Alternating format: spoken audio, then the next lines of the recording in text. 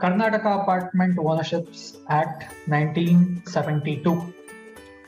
So if we look into the timeline, so many all big builders started this practice in 2010 or 2008 onwards, wherein the builder's consent is required to form association. The act has many flaws. I would like to highlight some of them in my further slides. So in this act, the builder is required to register deed of declaration. So the make-believe act by the builder, how the builder makes the resident believe that you are a registered association is a very funny thing. So now let's look into how the builders make a fool out of the resident, telling you are a registered association. So here, what does the builder do to form an association as per 1972 is, first he goes to the sub-registrar office, he registers deed of declaration. In the deed of declaration, he inserts the name that you are an association. For example, some Infinity Apartments Association, he inserts the name. The purpose of deed of declaration. Now let's look into the purpose of deed of declaration. The purpose of deed of declaration is only for the purpose to declare your undivided square feet area. How does the builder make you the sub-registrar? Now let's look where does he register this DOD? He registers this deed of declaration before sub-registrar, who is a revenue authority. So on the second step, what the builder does is he inserts bylaws of the apartments into the same deed of declaration document. He pays additional fees for the extra pages inserted into this entire document. Now two questions arise. Whether sub-registrar, who is a revenue authority, can he decide that you are an association? First thing. So builder has committed an act by declaring your name as an association, first thing. Second act is he inserts the bylaws. He inserts the bylaws into the same document by paying additional fees. When we have filed RTI before sub-registrar, he does not have powers to recognize you as an association, one thing. His only power is to look into affairs of stamp duty, area or any area size or measurements. Only those areas come under his ambit. But he cannot decide the name of your entity as an association. He can register deed of declaration in the name of the builder and in the UDS for each apartment how much area he is providing, that can be declared in this document. But this document is being misused by the builder by insertion of your name as an association, by insertion of bylaws. The two misuses have happened in this document. And second thing, the act has some flaws. The act says deed of declaration and bylaws has to be filed before competent authority. Now the catch here is, it does not say deed of declaration registered with bylaws has to be filed before competent authority. It says DOD and bylaws. Why is the builder inserting bylaws into this deed of declaration document? So this is a catch. We have to understand what is the flaw the builder is making here. And the third thing, it says DOD and bylaws has to be filed before competent authority. If you take this deed of declaration inserted with bylaws before the registrar of cooperative societies, who is the competent authority as per KAOA 1972, he is the only competent authority available. So if you go and approach to file this document, DOD and bylaws, before him, he never accepts. And when we filed RTI, right to information, before registrar of cooperative societies, we asked him, do you have powers to register apartment associations as per provisions of 1972? He has replied us, no powers have been conferred upon us to register apartment associations as per provisions of 1972. So from this statement of registrar, it is clear till date not a single apartment association is registered under 1972. Many residents have believed that they are registered under 1972. In fact, no registration procedure is defined in 1972 Act. So how the builder makes you believe that he has complied with provisions of 1972? There is another trick he uses. The trick he uses is he sends the deed of declaration and bylaws through post. He keeps that acknowledgement with himself and he shows that acknowledgement to all the residents. See, my dear residents, you have filed, I have complied with 1972 provisions. Now you are a registered association because I have registered before sub-registrar.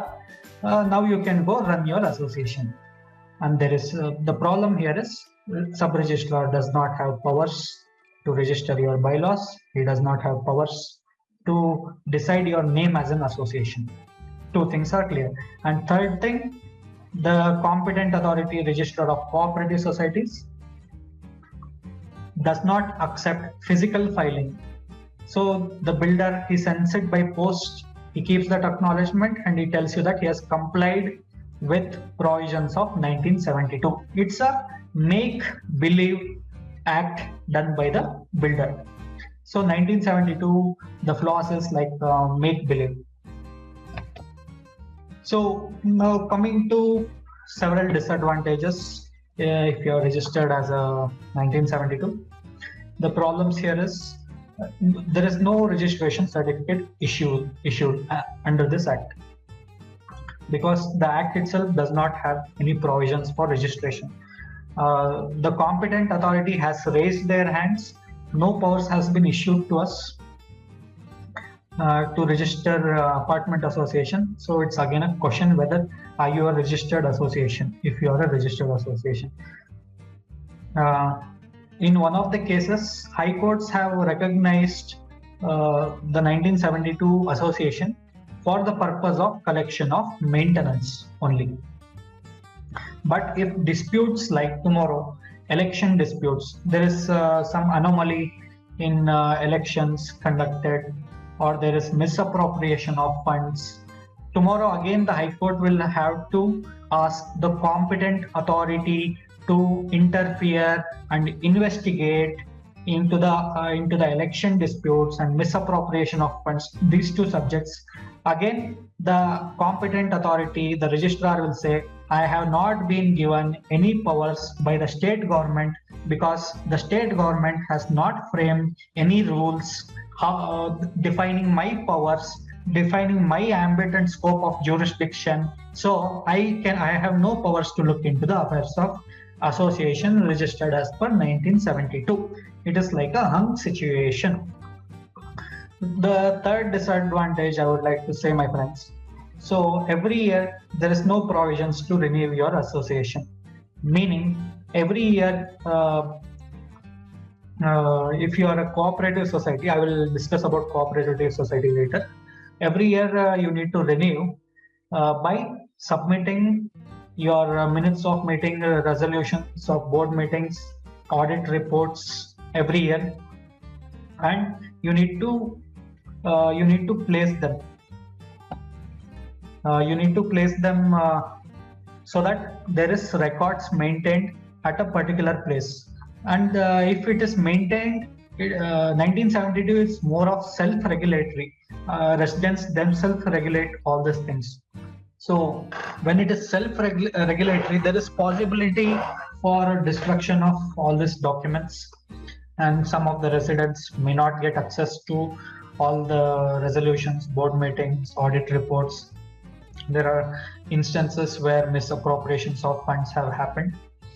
And fourth disadvantage, rules don't exist. For example, what rules to be inserted in the bylaws, what should be the term of office, which if somebody resigns or majority of people resign, what should be the next step to be done. All these things are missing. So most of the bylaws are dictated by builder. Builder inserts whatever conditions he deems fit to run the association into the bylaws, and there is no clear-cut boundary under what lens you have to run the association. So coming to the fifth disadvantage, elections. Elections are not recognized by government. No officer is appointed. Sometimes there are disputes about selection of candidates and other things. And tomorrow again, if elections are challenged before court, again the court, will they ask the competent authority to look into the affairs of this association, is again a question. Coming to further disadvantages. So again, it is builder made bylaws. So there is no rules defining in provisions of 1972 like which rules to be inserted, what should be the term and rules. And so here generally builder inserts the bylaws for his convenience, and sometimes I have come across some builders inserting profit making clauses to make profit, and sometimes even sale deed also. When you purchase apartments, builder has mentioned in the sale deed that resident will subject to provisions of 1972. If such conditions are imposed upon a resident, the majority of the resident, if they do not want to follow all these one-sided terms and conditions, they can easily reject all these conditions. So many residents believe that we should be subjected to 1972. It's not mandatory. Here only thing is if residents tomorrow they want to suppose, let's assume they want to form a cooperative society, they can always, if they want to form a cooperative society and they want to subject themselves to provisions of KCSA 1959 Act, then they can always, by majority, they can decide and they can shift from 1972 to 1959. So at 1972, the last disadvantage I would like to speak is we are at the mercy of the builder. So if we look into the Maharashtra, the handover process of builder towards the resident is defined. So handover is complete only when the builder registers all the common areas, all the UDS in the name of cooperative society, and he exits. So at Karnataka, we still have not formulated this practice.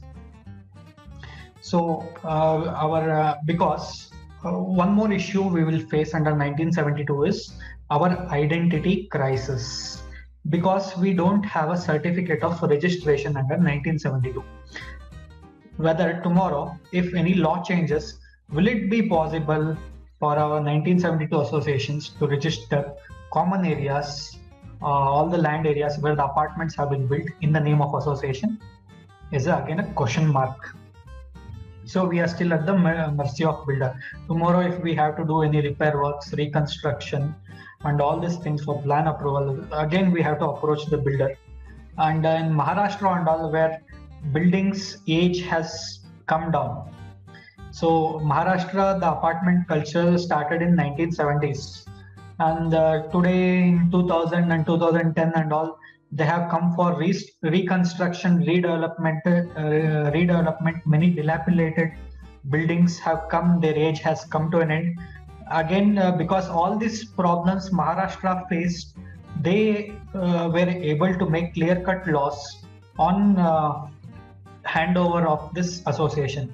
So in Pune and all, recently I read in news, wherein even if builder does not come forward to register all the common areas and land in the name of cooperative society, the residents, they themselves can go ask the registrar revenue department to transfer all the areas in the name of cooperative society through conveyance deed. So it's also called, if resident does not come forward, the Maharashtra government has given powers for the residents who are members of cooperative society to form to ask the registrar to transfer the land in the name of the cooperative society. In that scenario, residents will have clear-cut mandate or say tomorrow in the matters of reconstruction, redevelopment, repairs, or minor alterations where plan approvals are required. Otherwise, we are at the mercy of the builder.